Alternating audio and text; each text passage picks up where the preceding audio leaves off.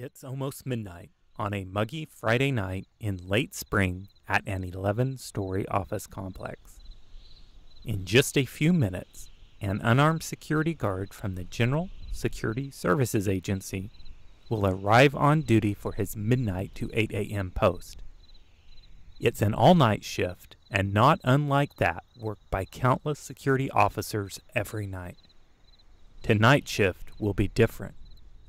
In the next few minutes, with a simple foot patrol, this security guard will forever change history.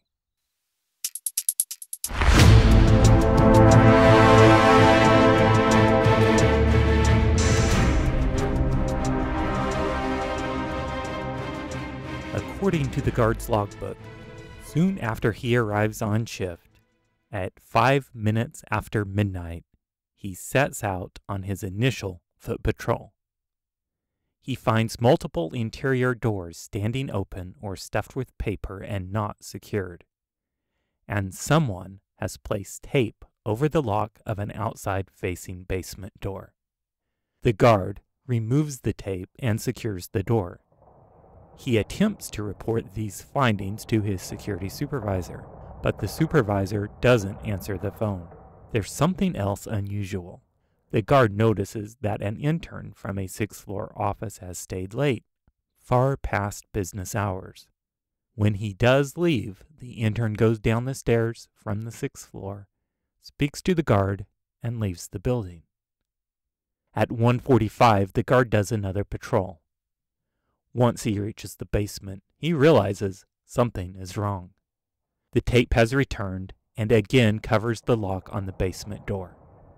There's somebody in this building besides me.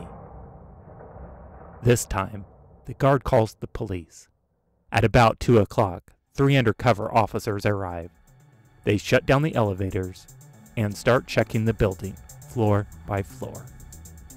Upon reaching the 6th floor, they approach the office, the same office that had been vacated by the intern just a short time earlier. Here, they observe that the door has been forced open. They enter the office and proceed to arrest 5 burglars at gunpoint. Strangely, the intruders are wearing suits, ties, and rubber gloves, quite the attire for run-of-the-mill burglars. Even more suspicious are the bugging devices and the radios carried on the 5 men. By 2:30, it's all over. The police have taken the 5 burglars away, and the excitement now subsided.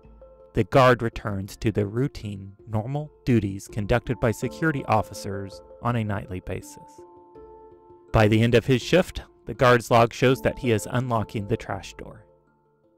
As he returns to the lobby, the guard, 24-year-old security officer Corporal Frank Wills, knows that this was a big deal. His patrol has prevented a successful break-in attempt, but he has no idea of the enormity of what has just happened and how his 145 patrol has just changed the world. Here's what Wills didn't know. Before Wills arrived on shift, one of the burglars had entered the building and taped the basement door to allow for re-entry. The burglars then staked out the office from a hotel room across the street. They had originally intended to re-enter the building and to break into the 6th floor office earlier on Friday evening, even before the security guard came on duty. However, they could see the windows of the 6th floor office from their stakeout point, and they knew the intern was still in there. Because the intern stayed so late, the burglars had to wait until he left, and by then, the guard had removed the tape from the basement door. The burglars had to pick the lock to get back in. Problematically, one of the 5 burglars trailed behind the other 4. The burglars had to tape the lock again so that the 5th could get into the building and join up with the other 4. Apparently, that 5th burglar left the tape on the lock, and as we now know, it was found by the guard on his 145 patrol. Even worse for the burglars.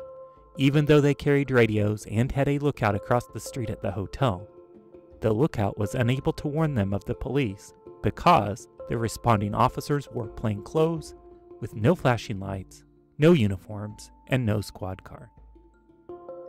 The rest is history. Investigations identified the burglars as operatives of the campaign to re-elect U.S. President Richard Nixon. They had been attempting to put bugging devices into the office of their political opponents. 2 years later, the pressure of these investigations forced Nixon to resign.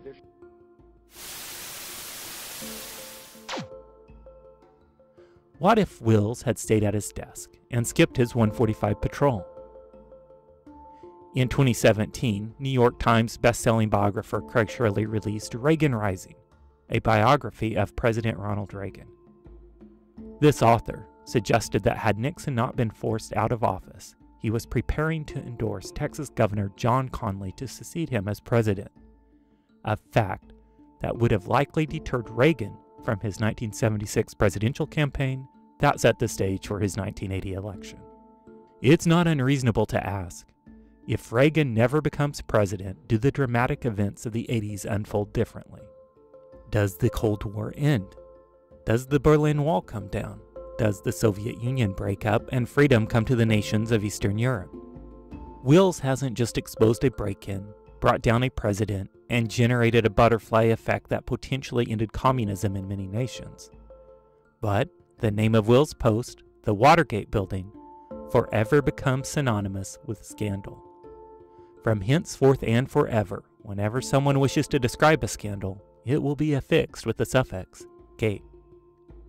Wills' 145 patrol becomes part of the movie All of the President's Men, in which he played himself as he discovered the tape on the door. Though he was just an unarmed officer, his patrol has become the quintessential example for security officers, the importance of foot patrols and observation, even in the middle of the night. Wills' actions are the subject of the Private Security Incident Report Level 1 Certification's capstone assignment. There, students earn their certification by writing an incident report about the unarmed security guard who forever changed the history of the world. The next time you go on a foot patrol, remember the story of Frank Wills. You are continuing in his tradition. In conscientiously performing your private security duties, menial though they may at first seem, you are performing a role that's no less important than was his.